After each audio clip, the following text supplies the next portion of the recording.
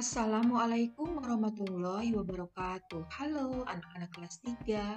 Apa kabar dengan kalian? Semoga kalian semua dalam keadaan sehat walafiat dan tetap semangat di dalam belajar. Kali ini kita belajar di tema 7, yaitu tentang perkembangan teknologi. Untuk tema 3, perkembangan teknologi komunikasi, pembelajaran 1. Mari kita awali dengan membaca basmalah bersama-sama. Bismillahirrahmanirrahim. Pembelajaran 1. Ayo membaca. Sore hari, Dayu dan Lani berkumpul di rumah Siti. Saat bermain di teras rumah, Pak Pos datang mengantarkan majalah dan surat untuk Siti. Seminggu yang lalu, Siti memesan majalah anak di sebuah toko dengan bantuan ibu. Ibu memesan menggunakan pesan singkat pada ponselnya. Saat ini kita bisa membeli barang tanpa perlu berkunjung ke toko yang menjualnya.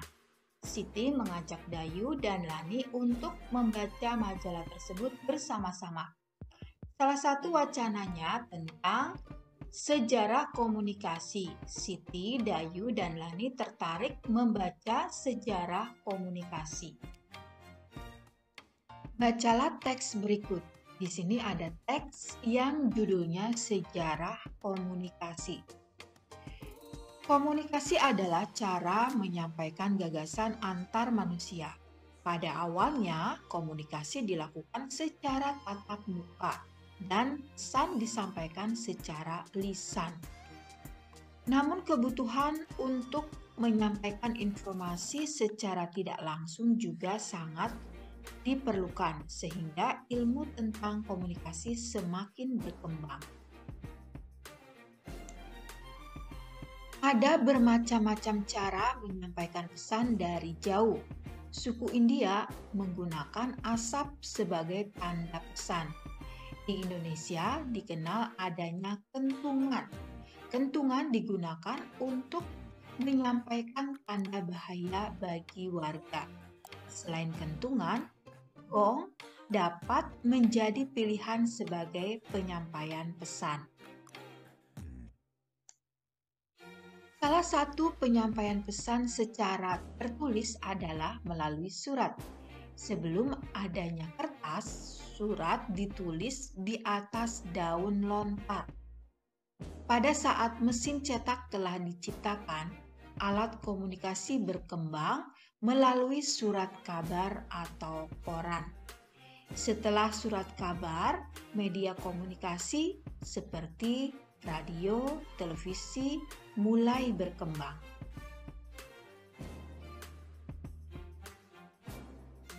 Saat ini ada jaringan internet. Manusia dapat bertukar informasi melalui surat elektronik. Manusia dapat juga bertukar informasi melalui berbagai jejaring sosial. Jejaring sosial dapat menghubungkan ke belahan dunia manapun. Nah, sekarang apakah kamu masih ingat tentang kalimat pokok dari setiap paragraf?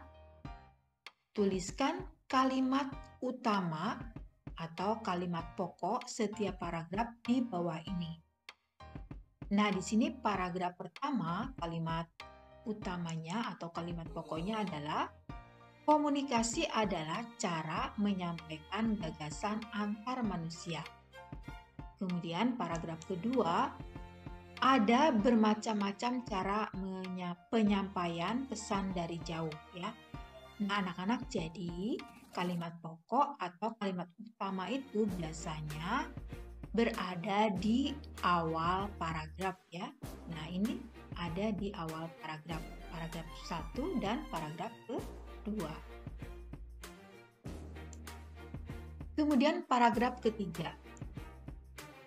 Ya, ini adalah kalimat pokoknya, yaitu salah satu penyampaian pesan secara tertulis adalah melalui surat. Kemudian paragraf keempat, saat ini ada jaringan internet. Ide pokok suatu bacaan dapat ditemukan jika kita membaca dengan teliti. Ide pokok ditemukan pada kalimat utama tiap paragraf. Ide pokok adalah gagasan utama dari bacaan. Setelah mengumpulkan kalimat utama dari tiap paragraf, maka kita dapat mengetahui bahwa ide pokok dari teks bacaan di atas adalah. Nah, di sini pada paragraf pertama ide pokoknya adalah cara penyampaian gagasan antar manusia. Kemudian pada paragraf kedua, ide pokoknya cara penyampaian pesan dari jauh. Paragraf ketiga, cara penyampaian pesan tertulis. Kemudian paragraf keempatnya, manfaat jaringan internet. Ayo menulis anak-anak, tuliskan kembali kata-kata yang digarisbawahi pada kotak berikut. Ya, kata-kata yang digarisbawahi pada bacaan yang tadi sudah kita baca bersama ya anak-anak, yaitu gagasan, pesan, lisan, informasi, kentungan, penyampaian, surat, koran, media, dan internet. Carilah arti kata tersebut dalam kamus. Buatlah kalimat menggunakan kata-kata yang digarisbawahi. Nah, ini adalah arti kata yang digarisbawahi ya anak-anak. 1. Gagasan, artinya ide atau hasil pemikiran. 2. Pesan, artinya amanat yang disampaikan. Kemudian yang ketiga, lisan, artinya kata-kata yang diucapkan. Kemudian yang keempat, informasi artinya berita tentang sesuatu. Kemudian yang kelima, kentungan, artinya salah satu alat komunikasi untuk penyampaian tanda bahaya bagi warga. Kemudian yang keenam, penyampaian, artinya proses menyampaikan. Kemudian yang ketujuh, surat, artinya kertas yang bertulis. Kedelapan, koran artinya lembaran-lembaran kertas bertuliskan kabar atau berita. Kemudian yang kesembilan, media artinya sarana komunikasi. Kemudian yang 10, internet artinya jaringan komunikasi elektronik yang menghubungkan jaringan komputer dan fasilitas komputer yang terorganisasi di seluruh dunia melalui telepon atau satelit. Nah, di sini adalah contoh kalimatnya ya. Nomor 1, peserta diskusi sedang menyampaikan gagasan. Kemudian nomor 2, Dayu menyampaikan pesan yang dititipkan ibu kepada paman. Kemudian kalimat yang ketiga, Edo sedang ulangan lisan di sekolah. Kemudian kalimat keempat, kita banyak mendapatkan informasi dari berbagai media cetak maupun elektronik. Kemudian kalimat kelima, Pak RT memikul kentungan saat melakukan ronda. Kemudian yang keenam, penyampaian pesan melalui telepon lebih cepat daripada melalui surat. Kemudian yang ketujuh, Lani mendapatkan surat yang dikirim Dayu.